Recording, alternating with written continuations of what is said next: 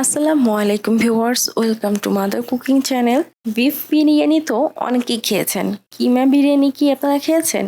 আর এই কিমা বিরিয়ানিটাও কিন্তু খেতে বেশ মজার হয়। চলুন তাহলে রেসিপিটা দেখে নেওয়া যাক। যেহেতু এই কিমা বিরিয়ানিটা আমি খুব স্বল্প সময়ে এবং খুবই ঝটপটে তৈরি করে নিব, তাই আমি চুলার উপর একটি প্রেসার কুকার বসিয়ে দিচ্ছি।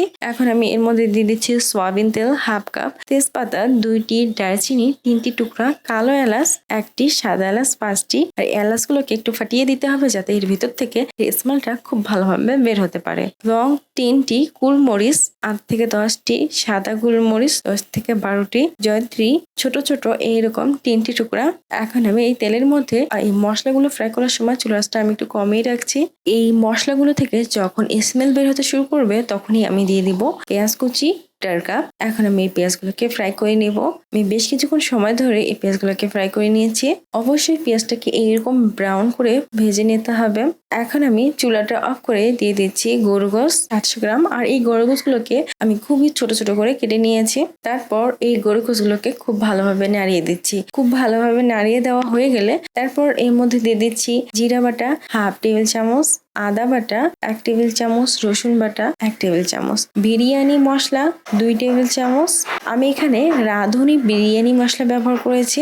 মরিচের গুঁড়া 1 টেবিল চামচ, লবণ পরিমাণ মতো, টক দই হাফ কাপ, চিনি 1 টেবিল চামচ। তারপর দিয়ে দিচ্ছি লেবুর রস। আমি এখানে একটা লেবুর অর্ধেকটা রস করে দিয়ে দিচ্ছি। তারপর একটা ছাঁচনির মধ্যে সামান্য পরিমাণে জয়ফল এভাবে ঘষে দিচ্ছি। তারপর একটা চামচ দিয়ে এগুলোকে খুবই ভালোভাবে নাড়িয়ে দিচ্ছি এবং চুলাটা অন করে অনবরত কষিয়ে কষিয়ে এই গোশগুলোকে রান্না করছি। আমি প্রায় 4 থেকে 5 মিনিটের মতো সময় এই গোশগুলোকে কষিয়ে কষিয়ে রান্না করেছি। আর এই সময় গোশত থেকে যে পানিটা বের হয়েছে তাও কিন্তু একেবারে শুকিয়ে গেছে।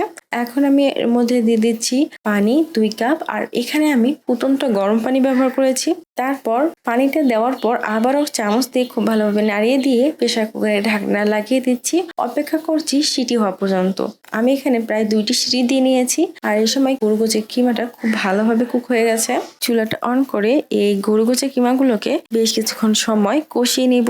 বেশ কিছুক্ষণ সময় কষানোর পর এর উপরে যখন এরকম তেল ভেসে উঠবে তখন আমি দিয়ে দিব পোলার চাল। আমি এখানে 700 গ্রাম পোলার চাল খুব ভালোভাবে ধুয়ে এর মধ্যে পানি ঝরিয়ে এর মধ্যে দিয়ে দিচ্ছি লবণ পরিমাণ মতো, চিনি 1 টেবিল চামচ। তারপর দিয়ে দিচ্ছি শাহি জিরা হাফ টি স্পুন, কিশমিশ 15 থেকে 20টি, কাঁচামরিচ 4টি। আমি এখানে প্রায় 6 কাপের মতো ফুটন্ত গরম পানি দিয়ে দিয়েছি। তারপর একটা চামচ দিয়ে খুব ভালোভাবে নাড়িয়ে প্রেসার কুকারের ঢাকনা লাগিয়ে দিচ্ছি। অপেক্ষা করব একটা সিটি হওয়া পর্যন্ত। এই সময় প্রেসার কুকারের মধ্যে একটা সিটি হয়ে গেছে। এখন আমি সিটি হওয়ার সাথে সাথে কিন্তু প্রেসার কুকারের ঢাকনা খুলে দিতে হবে, তা না হলে কিন্তু পোলার চালটা ওভার কুক হয়ে যাবে। তাই আমি সিটি দেওয়ার 2 থেকে 3 মিনিটের মধ্যেই প্রেসার কুকারের ঢাকনা খুলে নিচ্ছি। এই পর্যায়ে কিন্তু আমার বিরিয়ানিটা একেবারে রেডি, তৈরি হয়ে গেছে খুবই মজাদার কিমা বিরিয়ানি। এভাবে খুবই স্বল্প সময়ে আপনারা কিমা বিরিয়ানিটা তৈরি করে খেতে পারেন। প্রিয় দর্শক, এই ছিল আমাদের আজকের রেসিপি। মাদার কুকিং চ্যানেলের আরো এক্সাইটিং রেসিপি নিয়ে আপনাদের সামনে আবার উপস্থিত হব। ভিউয়ার্স, আপনাদের সকলকে অনেক অনেক ধন্যবাদ জানাচ্ছি পুরোটা সময় আমাদের সাথে থাকার জন্য। আমি উইশ করব আপনারা সবাই ভালো থাকবেন, সুস্থ থাকবেন এবং মাদার কুকিং চ্যানেলের সাথে থাকবেন। এই চ্যানেলে নতুন হয়ে থাকলে চ্যানেলটি সাবস্ক্রাইব করুন এবং ভালো লাগলে লাইক কমেন্ট ও শেয়ার করুন। ধন্যবাদ।